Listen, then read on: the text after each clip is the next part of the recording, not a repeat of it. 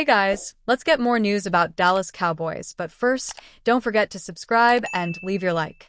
Typically, it's veteran defensive lineman Cameron Hayward who speaks out on team matters publicly, but this time, his younger brother Connor Hayward addressed the Pittsburgh Steelers trade rumors involving Tight and Jonnu Smith.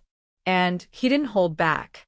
I mean, we all see it, but let's be honest, it would be complicated having him and Pat Freiermuth, Hayward said of Smith on June 4th via Steelers Now. They're kind of the same type of tight end. They both gotta have 100 balls a year thrown their way, so you've seen that.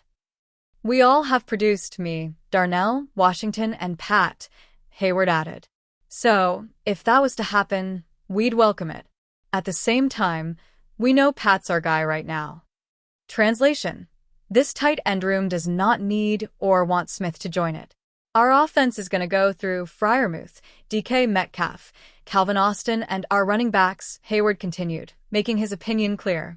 When me and Darnell get in, we make the most of it. We know our role, and Pat is one of our major guys here. And not just here with the Steelers. Here in the city. You rarely hear an NFL player speak this candidly on a reported trade rumor, especially a former sixth-round pick, but the Hayward brothers have become leaders within the locker room. And apparently Connor Hayward feels comfortable speaking his mind. Although there is some self-preservation involved in this statement, the fourth-year pro did well to compliment teammates while also sending a message at the Steelers' front office. It'll be interesting to see if they listen with fellow tight end Donald Parham Jr., now officially out for the season. Steelers' Connor Hayward lets telling comment slip about George Pickens while discussing Jonnu Smith trade rumors. At the start of Connor Hayward's Smith answer, he also made a very telling comment about former Steelers wide receiver George Pickens. If that trade was to happen, and I don't think it's going to happen, Pat Freiermuth's here. We have DK Metcalf, the tight end reasoned, adding, that's like having George, Pickens, and DK. You've got to have one or the other. Veteran beat reporter Mark Kabley relayed that very few players brought up Pickens during the first week of OTAs. I didn't hear much comment, if any, about the departure of George Pickens, Kabley stated on May 29th. Sure, his name was likely brought up, but if it was, it didn't amount to much.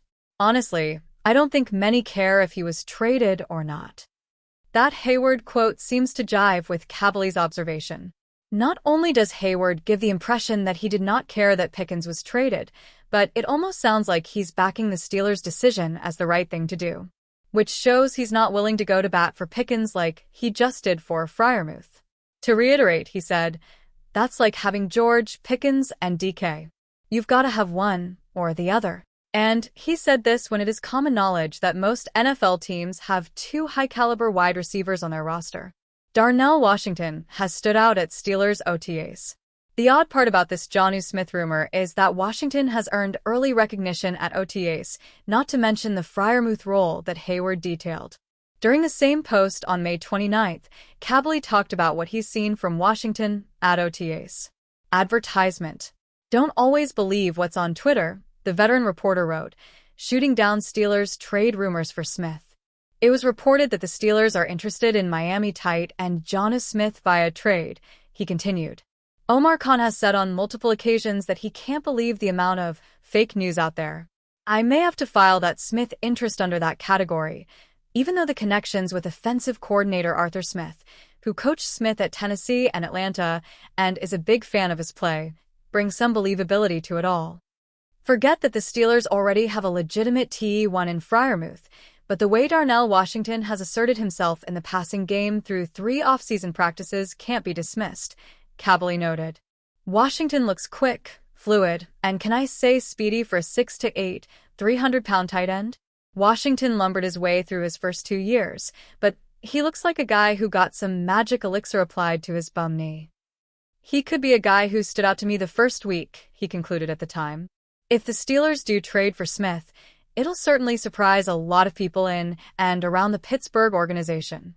Aaron Rodgers hasn't even technically signed with the Pittsburgh Steelers yet, but he's already sending a message, and it's not one the New York Jets will enjoy. Sports Illustrated's Albert Breer reported on Thursday that Rodgers, who will officially be signing with the Steelers in the near future, waited to finalize his deal with the Steelers until he was ready to report to minicamp. He reportedly wanted to avoid the noise he created last year when he skipped the Jets' mandatory mini-camp altogether, instead taking an overseas vacation to Egypt that sparked controversy and frustration within and outside the organization.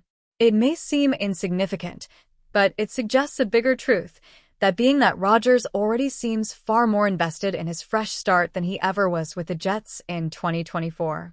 Whether intentional or not, his decision paints a stark contrast between how he's handling his new team and how things ended in New York, and it says a lot about where the Jets ranked on his personal priority list. Aaron Rodgers is already making the Steelers a bigger priority than the Jets. Rodgers skipping Jets minicamp last year turned into one of the defining moments of his brief, bizarre stint in New York. Instead of showing up to mandatory team activities, he chose to go on a pre-planned vacation halfway across the world.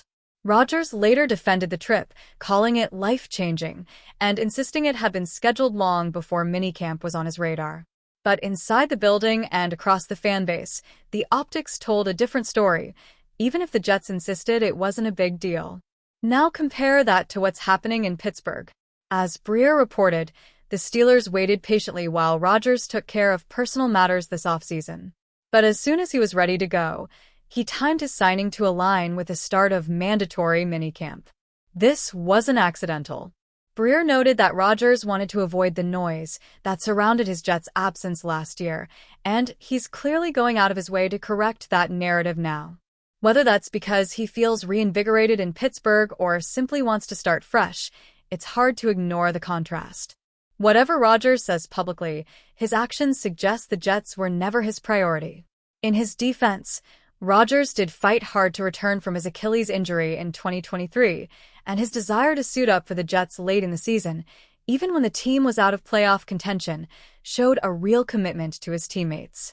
That effort wasn't lost on the locker room either, as he still had plenty of supporters within the organization heading into 2024. But that's what makes his decision to skip mandatory minicamp last year all the more frustrating. Despite signing a 4-year deal 2 seasons ago, the Pittsburgh Steelers could trade $68 million pass rusher Alex Highsmith this year. According to Bleacher Report, they think the Steelers may send the linebacker in a trade since they were open to trading George Pickens this offseason. This feels like a stretch, as Highsmith is likely not going anywhere unless the Steelers endure a losing season, which is unlikely too if they get Aaron Rodgers as their signal caller. Originally selected in the 3rd round of the 2020 NFL Draft, the former Charlotte product became one of the league's most productive pass rushers, recording over 35 sacks, 9 forced fumbles, 7 pass deflections, and 287 total tackles. Highsmith's numbers are dipping, so that could be a reason why the Steelers may consider a trade, but either way, it shouldn't be the reason, as the team is better off keeping him. However, they will plan to extend TJ Watt, and that may complicate things for Highsmith, who may want another contract in the next 2 seasons. If communication doesn't improve between the 2 linebackers, then the Steelers may consider at least listening to a conversation about a trade for Highsmith. It wasn't too long before what was in some trade rumors during this offseason, so it's not entirely impossible.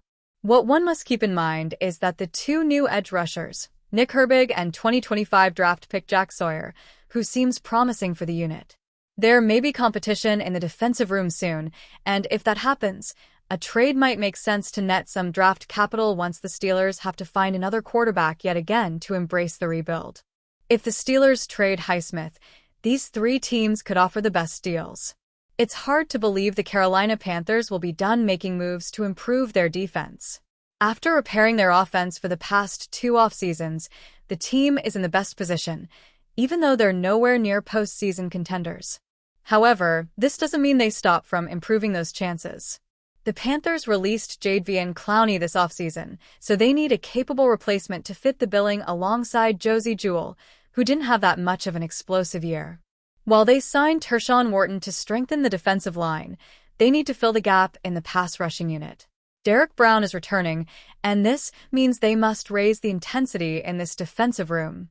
Highsmith is all about getting intense, and if Dave Canales can pull off a trade, he should build the longevity of the defense.